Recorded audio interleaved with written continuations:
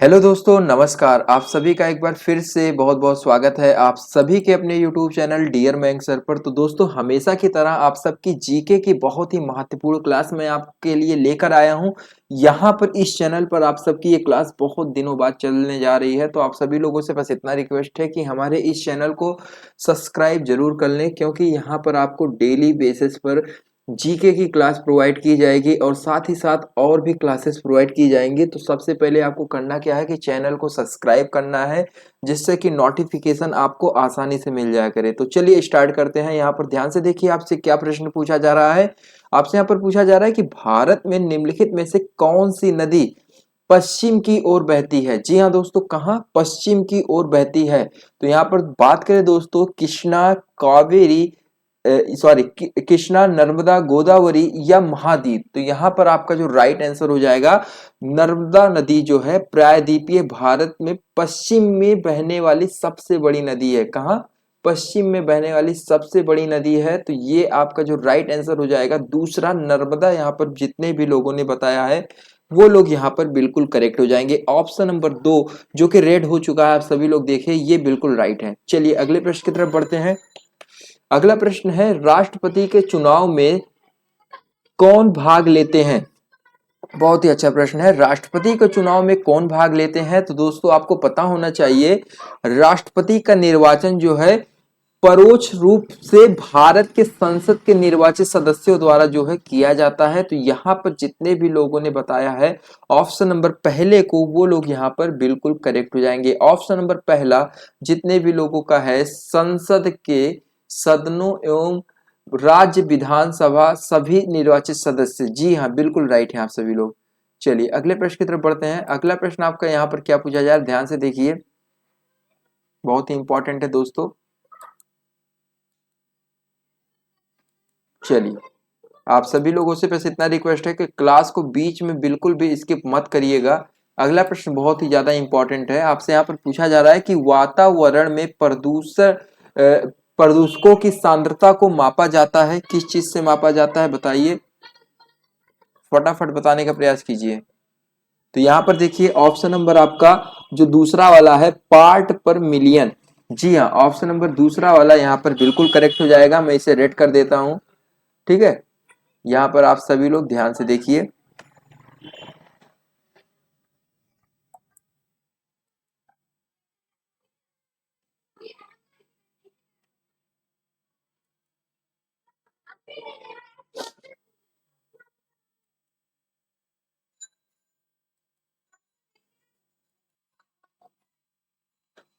तो देख सकते हैं यहाँ पर आपका पार्ट पर मिलियन यहाँ पर बिल्कुल करेक्ट हो जाएगा। यहाँ पर काफी लोगों ने बिल्कुल राइट बताया है। हवा में प्रदूषणों की सांद्रता को उसके कुल मात्रा के अनुपात के संदर्भ में परिभाषित किया जा सकता है। और वायुमंडल में प्रदूषण जो है गैसों को आमतौर पर किसमें, प्रति मिलियन भागों, जिसे हम लोग पीपीएम द्वारा माप सकते हैं। ठीक है, तो यहाँ पर आप सभी का बिल्कुल करेक्ट हो जाएगा। चलिए अगले प्रश्न की तरफ बढ़ते हैं। अगला प्रश्न आपसे क्या पूछा जा रहा है, ध्यान से देखिए। यहाँ पर आपसे पूछा जा रहा है कि लाल रंग की रोशनी में हरे रंग के पत्ते। जी हाँ, लाल रंग की रोशनी में हरे रंग के पत्ते वाले पौधे कैसे दिखेंगे। बहुत ही अच्छा प्रश्न है। कभी कभी आप लोगों ने देखा होगा, जैसे शादी में जाइए तो वहां पर अक्सर पेड़ों पर लाल रंग पड़ते हुए जब आप लोग देखते हैं, मैदान में सजावट हुई रहती है, पत्ते तो आपको दिखेंगे ही पेड़ों के, तो उस पे लाल रंग की रोशनी जब पड़ती है, क्या आप लोगों ने कभी नोटिस किया है वो किस रंग के दिखते हैं, बैगनी, काला या हरा या लाल? तो यहाँ पर बताना चाहूंगा दोस्तों, यहाँ पर जितने भी लोगों ने काला बताया है बिल्कुल करेक्ट हो जाएंगे वो लोग। ठीक है, और आपको एक चीज और ध्यान में रखना है कि जब सूरज की रोशनी जो है हरे पत्तों पर पड़ती है, तो वो क्या होती है, वो हरे रंग को छोड़कर सभी घटकों को अवशोषित कर लेती है। इसका अर्थ है कि पत्ता सभी रंगों की तरंगों को अवशोषित करता है, यानी कि बैगनी और इंडिगो, नीला, पीला, ये सब जो नारंगी कलर होते हैं, लाल, लेकिन हरा रंग को नहीं कर पाता, क्योंकि अकेले हरे रंग की रोशनी जो है परिलक्षित होती है। इसी कारण से पत्ता हरा रंग दिखाई देता है, जबकि लाल रंग के अंतर्गत जो है हरा रंग सहित सभी रंग अवशोषित कर लिए जाते हैं। इसीलिए पत्ता जो है रोशनी में, मतलब जो लाइट वाले रोशनी, लाल रंग की रोशनी में वो काला दिखाई देता है। ठीक है, चलिए, तो यहाँ पर जितने भी लोगों ने ऑप्शन नंबर दूसरे को बताया है काला, वो लोग यहाँ पर बिल्कुल करेक्ट हो जाएंगे। तटीय मैदानों और उत्तरी भारतीय मैदान में उत्कृष्ट मिट्टी के प्रकार हैं, बताइए। बिल्कुल राइट हो जाएगा जितने भी लोगों ने जलोढ़ मिट्टी बताया है। जी हाँ, जलोढ़ मिट्टी यहाँ पर बिल्कुल करेक्ट है, ऑप्शन नंबर 4। अगला प्रश्न है, निम्नलिखित में से कौन सा असम राज्य का शास्त्रीय नृत्य रूप है? बहुत ही अच्छा प्रश्न है, शास्त्रीय नृत्य रूप। जी हाँ, 15वीं शताब्दी की बात हो रही है। जी हाँ, 15वीं शताब्दी ईसा पूर्व में महान वैष्णव संत और असम के समाज सुधारक, जिन्हें हम लोग जानते हैं महान शंकर देव के नाम से, तो इन्होंने जो है यहाँ पर शास्त्रीय, जी हाँ, निम्नलिखित में से कौन सा असम राज्य का शास्त्रीय नृत्य रूप है? तो यहाँ पर सात्रिया, यहाँ पर ऑप्शन नंबर आपका जो तीसरा वाला है सात्रिया, ये बिल्कुल करेक्ट हो जाएगा। अगला प्रश्न है, भारत में अंग्रेजों के लिए फ्रांसीसी चुनौती निम्नलिखित में से किस युद्ध के बाद समाप्त हो गई थी? तो यहाँ पर देखिए दोस्तों, आपका राइट आंसर क्या हो जाएगा? तो यहाँ पर आपको ध्यान में रखना है ऑप्शन नंबर तीसरे को, वाडीवास का युद्ध। जी हाँ, वाडीवास का युद्ध बिल्कुल करेक्ट हो जाएगा। वाडीवास मत समझिए इसे, ऑप्शन नंबर आपका तीसरा बिल्कुल करेक्ट हो जाएगा। भारत में ब्रिटिशों के लिए फ्रेंच चुनौती सन 1760 ईस्वी में वाडीवास की लड़ाई के पश्चात खत्म हो गई थी। चलिए अगला प्रश्न आपके सामने है कि पीवीसी किसके बहुलीकरण के बाद गठित होता है? जी हाँ, पीवीसी पॉलीविनाइल क्लोराइड का उत्पादन, जी हाँ, विनाइल क्लोराइड मोनोमर, जिसे हम लोग बीसीएम के नाम से जानते हैं, इसका बहुलीकरण द्वारा किया जाता है। लगभग 80% उत्पादन में ये जो है क्या हो जाता है, निलंबन बहुलीकरण शामिल होता है। तो यहाँ पर आपका जो राइट आंसर हो जाएगा ऑप्शन नंबर आपका चौथा वाला विनाइल क्लोराइड बिल्कुल करेक्ट हो जाएगा। चलिए अगले प्रश्न की तरफ बढ़ते हैं।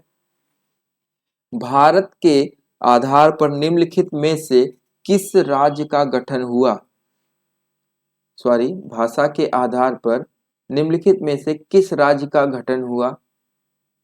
बताने का प्रयास कीजिए। आपका राइट आंसर यहाँ पर क्या हो जाएगा, बहुत ही इंपॉर्टेंट है। भाषा के आधार पर निम्नलिखित में से किस राज्य का गठन हुआ? तो यहाँ पर दोस्तों सरकार की यदि बात करें तो सरकार ने वर्ष 1953 में जो है तेलुगु भाषी लोगों के लिए लंबे समय से चले आंदोलन एवं 56 दिनों के लिए भूख हड़ताल के बाद जो है पोपटी मतलब श्री रामुलु की मौत के बाद जो है आंध्र प्रदेश को अलग राज्य बनाने के लिए मजबूर होना पड़ा। जी हाँ, यहाँ पर भाषा के आधार पर निम्नलिखित में से किस राज्य का गठन हुआ? तो यहाँ पर बिल्कुल राइट हो जाएगा जितने भी लोगों ने बताया आंध्र प्रदेश। चलिए अगले प्रश्न की तरफ बढ़ते हैं। अपचयन रेडक्शन अभिक्रिया में क्या होता है? ऑक्सीजन की वृद्धि होती है, नाइट्रोजन की वृद्धि होती है, हाइड्रोजन की वृद्धि होती है, उपयुक्त में से कोई नहीं, बताइए। तो ऑक्सीजन स्थानांतरण के संबंध में ऑक्सीकरण ऑक्सीजन का पाना है। जी हाँ, यहाँ पर जितने भी लोगों ने तीसरा बताया है हाइड्रोजन की वृद्धि होती है, बिल्कुल राइट है। अगला प्रश्न है, सिनेगाग निम्नलिखित में से किसका पूजा स्थल है? बताइए।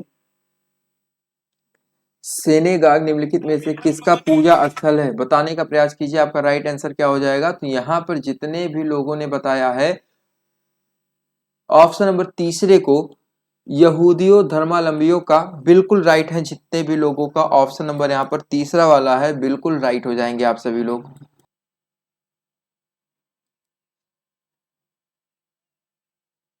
चलिए दोस्तों अगले प्रश्न की तरफ बढ़ते हैं। अगला प्रश्न आपके सामने आ चुका है, ध्यान से देखिए। निम्नलिखित में से कौन गलत सुमेलित है? विटामिन सी जो है स्कर्वी से संबंध रखता है, विटामिन के रक्तस्राव से, विटामिन ए रतौंधी से, या विटामिन ई रिकेटस से। तो दोस्तों बहुत ही आसान प्रश्न है आपके सामने। तो मैं आपको बताना चाहूंगा कि यहाँ पर जितने भी लोगों ने बताया है, चलिए मैं आपको बताता हूँ क्या क्या ऑप्शन यहाँ पर सही है। तो देखिए विटामिन सी स्कर्वी जो कि चर्म रोग से संबंधित है, बिल्कुल राइट दिया गया है पहला वाला। दूसरा वाला विटामिन के जो है ये भी बिल्कुल सही है, रक्त स्राव से संबंध रखता है। विटामिन ए सभी लोग जानते हैं आंखों से संबंधित है, रतौंधी हो जाता है यदि विटामिन ए की कमी हो जाए, ठीक है, रातों में उन्हें दिखाई नहीं देता रतौंधी जिसको हो जाता है। और विटामिन ई जो है रिकेटस यहाँ बताया जा रहा है, तो ये सुमेलित यहाँ पर गलत है, ठीक है, क्योंकि विटामिन डी की कमी से जो है कैल्शियम की कमी होती है और शरीर में बनाए जो हड्डियां होती हैं ये कमजोर हो जाती हैं। ठीक है, तो यहाँ पर आपका बिल्कुल करेक्ट हो जाएगा। जितने भी लोगों ने ऑप्शन नंबर चौथे को बताया, विटामिन ई रिकेटेस, ये बिल्कुल संबंध नहीं रखता। ठीक है, रिकेटेस की बात करें तो छोटे बच्चों में यह स्थिति जो है रिकेटेस कहलाती है। ठीक है, रिकेटेस कहलाती है। ये विटामिन ई की कमी से, विटामिन डी की कमी से होती है, ना कि विटामिन ई की कमी से। विटामिन ई का अच्छा स्रोत क्या है? गेहूं है।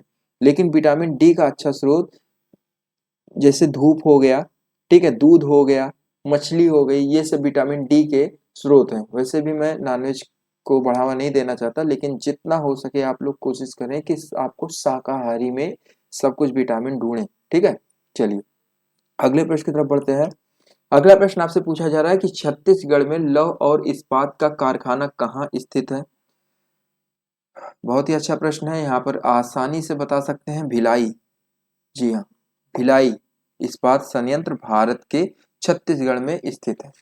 चलिए अगले प्रश्न की तरफ बढ़ते हैं। अगला प्रश्न आपके सामने ध्यान से देखिए, क्या पूछा जा रहा है कि बीएस सेंसेंस कितने स्टॉक्स पर आधारित है? बताइए, बताने का प्रयास कीजिए। मैं आपको बताना चाहूंगा कि बीएसई सेंसेंस, इसे हम लोग या तो कह सकते हैं मुंबई शेयर बाजार। जी हाँ, ये आपका कितने, टोटल 30, बिल्कुल राइट है। जितने भी लोगों ने टोटल 30 स्टॉक्स पर आधारित है। इसका मतलब है कि 30 कंपनियों को समाहित किया गया है इसमें। ठीक है, चलिए अगले प्रश्न की तरफ बढ़ते हैं। अगला प्रश्न आपके सामने है कि भारतीय संविधान के किस अनुच्छेद में वित्तीय आपात का वर्णन किया गया है? तो अनुच्छेद 360 की बात करें तो राष्ट्रपति को वित्तीय आपातकाल घोषित करने की शक्ति देता है। जी हाँ, अनुच्छेद 360 जो है राष्ट्रपति को वित्तीय आपातकाल घोषित करने की शक्ति देता है। तो यहाँ पर पहला ऑप्शन बिल्कुल करेक्ट हो जाएगा। ठीक है, अगले प्रश्न की तरफ बढ़ते हैं। अगला प्रश्न आपके सामने है कि रिफ्ट घाटी में भारत की कौन सी नदी बहती है? कावेरी, ताप्ती, सोन या केन? तो यहाँ पर दोस्तों, यहाँ पर ध्यान से देखिए, ऑप्शन नंबर आपका दूसरा वाला बिल्कुल करेक्ट हो जाएगा। ठीक है, चलिए ताप्ती नदी। ताप्ती जो है भारत की उन नदियों में से एक है जो एक नदी घाटी में बहती है। चलिए अगले प्रश्न की तरफ बढ़ते हैं। टीकाकरण क्या है? टीकाकरण की बात करें तो जीवों के शरीर में कृत्रिम रूप से प्रतिरोधकता विकसित करने के लिए बनाया गया द्रव्य। जी हाँ, क्या है? जीवों के शरीर में, जीवो मतलब ये नहीं कि केवल जानवर, जीव मतलब जीव जिसमें जान होती है, जैसे मनुष्य हो गया, जीव जंतु हो गए। ठीक है, ये कोई भी सजीव वस्तु जो है उसमें जो है टीकाकरण मतलब कि मनुष्यों द्वारा, मतलब कृत्रिम तरीके से जो बनाए गए द्रव्य होते हैं वो शरीर में डाले जाते हैं किसी भी जीव के, और वो जो है वो द्रव्य जो है आपको आगे जीवन जीने की शक्ति प्रदान करता है। वही चीज को हम लोग शुद्ध भाषा में हिंदी में क्या कहते हैं? टीकाकरण। ठीक है, कृत्रिम रूप से बनाया गया द्रव्य। तो यहाँ पर जितने भी लोगों ने ऑप्शन नंबर तीसरे को बताया है कृत्रिम सक्रिय उपार्जित प्रतिरक्षा, ये बिल्कुल राइट है, बिल्कुल राइट है। जितने भी लोगों ने बताया है, सरल भाषा में आप सभी लोग बता सकते हैं कि कृत्रिम तरीके से बनाया गया द्रव्य जो जीवों के अंदर, जीवों के अंदर जो है डाला जाता है। चलिए अगला प्रश्न है, निम्न में से कौन सा युग्म सही सुमेलित है? बहुत ही अच्छा प्रश्न है। कुचिपुड़ी आंध्र प्रदेश की नृत्य है, बिल्कुल राइट है। कथकली की बात करें तमिलनाडु, और कथक की बात करें मणिपुर, और भारतनाट्यम की बात करें केरल। तो इसमें से आपको क्या गलत लग रहा है दोस्तों? तो यहाँ पर देखिए दोस्तों, मैं आपको बताना चाहूंगा कि कुचिपुड़ी आंध्र प्रदेश की प्रसिद्ध नृत्य शैली है। यही चीज आपसे पूछा जा रहा है कि निम्नलिखित में से कौन सा सही युग्म है? तो कुचिपुड़ी बिल्कुल सही दिया गया है। आंध्र प्रदेश की नृत्य है, नृत्य शैली है। जबकि बात करें दोस्तों दक्षिण भारत में जो है मशहूर क्या है? पूरे दक्षिण भारत में क्या मशहूर है? ये कुचिपुड़ी, ये तो मशहूर है ही। ठीक है, और इस नृत्य का नाम जो है विजयवाड़ा के निकट स्थित कुचेलपुरम नामक गांव के ऊपर पड़ा। ये चीज बहुत कम ही लोग जानते होंगे कि ये कुचिपुड़ी जो नृत्य है इस नृत्य का नाम कब पड़ा? इस नृत्य का नाम पड़ा कुचेलपुरम नामक एक गांव है उसी के ऊपर पड़ा, जहां के रहने वाले ब्राह्मण इस पारंपरिक नृत्य का अभ्यास करते थे। ठीक है, तो यहाँ पर आपका बिल्कुल करेक्ट हो जाएगा। और बाकी के जो ऑप्शंस दिए गए हैं दोस्तों, ये आप लोग कमेंट करके जरूर बताएं, कथकली कहाँ का है, कथक कहाँ का है और भरतनाट्यम कहाँ का है।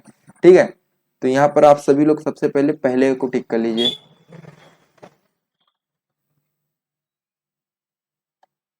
चलिए अगले प्रश्न की तरफ बढ़ते हैं।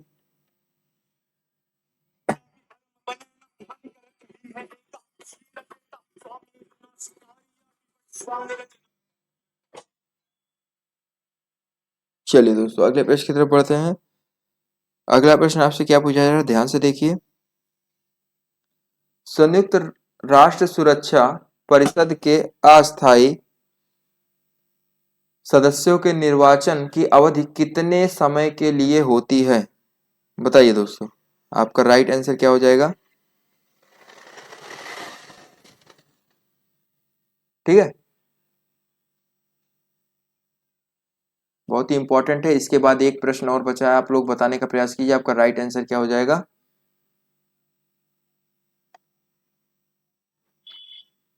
जी हाँ, तीसरा वाला बिल्कुल करेक्ट है, 2 वर्ष। अगला प्रश्न है बिल्कुल इंपॉर्टेंट है, ये आज की इस क्लास का लास्ट प्रश्न है। निम्नलिखित में से कौन से वे 2 राज्यवंश थे जो खिलजी वंश से पहले थे? जी हाँ, खिलजी वंश से पहले थे, तो यहाँ पर सैयद एवं लोधी वंश। जी हाँ, बिल्कुल राइट है, सैयद एवं लोधी वंश। नहीं नहीं नहीं, थोड़ा सा कंफ्यूजन है मुझे भी, क्योंकि यहाँ पर दोस्तों गुलाम एवं तुगलक वंश। जी हाँ, मैं आपको बताना चाहूंगा कि खिलजी वंश की बात करें, जो कि मैंने आपको पहले बताया, खिलजी वंश जो है ये राजवंश, ये 1290 से 1320 ईस्वी तक है। और जबकि गुलाम वंश की बात करें तो ये 1206 से 1290 ईस्वी तक है। ठीक है, तो यहाँ पर आपका जो राइट आंसर हो जाएगा गुलाम एवं तुगलक वंश, बिल्कुल राइट हो जाएगा, जितने भी लोगों ने ऑप्शन नंबर तीसरे को बताया है। तो दोस्तों इसी के साथ आज की ये क्लास आप सबकी यहीं पर समाप्त होती है, और आप सभी को आज की ये क्लास कैसी लगी कमेंट करके जरूर बताएं, और जितने भी लोग हमारे इस चैनल पर नए हैं चैनल को सब्सक्राइब करना बिल्कुल भी ना भूलें। धन्यवाद दोस्तों, जय हिंद जय भारत। डियर मैथ्स सर ये चैनल सब्सक्राइब कर लें, आप सभी को और अच्छे अच्छे क्लासेस वीडियोस प्रोवाइड किए जाएंगे इस चैनल पर।